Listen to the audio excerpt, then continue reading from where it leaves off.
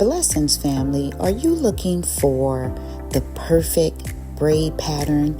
Are you experiencing hair loss, alopecia, thin hair, short hair, damaged hair, and you are tired of feeling sad, depressed, or frustrated? Well, no more worries, ladies, because the truth is there is help. But finding the perfect braid pattern for those with alopecia, with hair loss, with thin hair, short hair, balding edges, or those who simply just have some simple hair issues, it is very essential for any protective style to find the right braid pattern, and that's what I'm showing you in this video. As you can see, I started off by braiding her edges going down. I braided these edges going down and not straight back because I want to reduce as much pulling, tension, and stress on her edges as possible. So after braiding those edges down, I'm going to take that braid and I am going to crochet that braid into another braid that I did start from the top of her ear going toward the back. And as you can see here, that's exactly what I'm doing. I'm crocheting that braid into this braid. Why am I doing that? Because I didn't want to braid this braid straight back, which is going to pull on her edges. She already has some significant hair loss on her edges in the front and at the top, and I want to reduce as much of that pulling on this hair that she does have left as possible.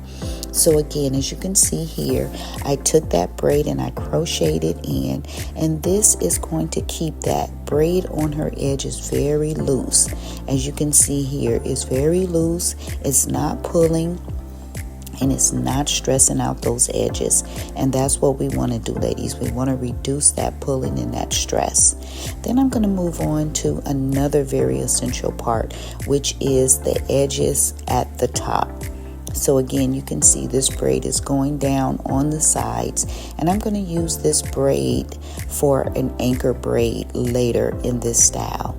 So as you can see, for the edges right here at the top, this is where her hair is very fragile as well.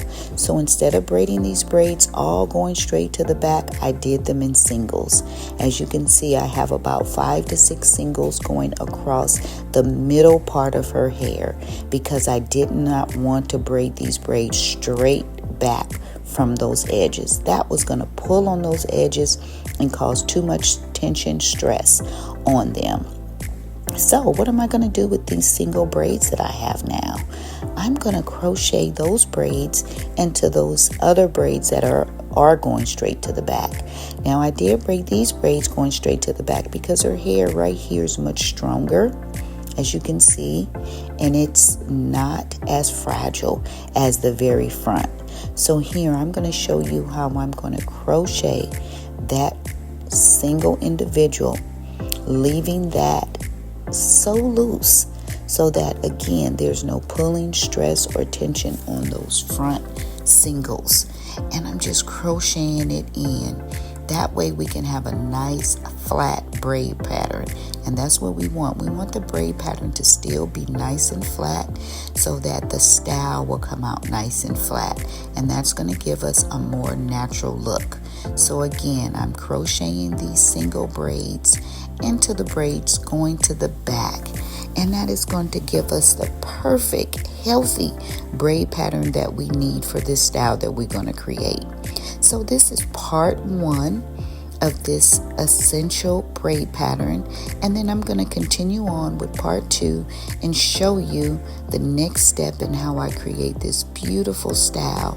And this is going to be a healthy style for my client. Again, as you can see, I'm crocheting that single braid into the braid that I braided to the back. Again, this is very essential, very healthy for our hair. If you have not tried it, try it and leave me some comments in below and let me know what you think of this method.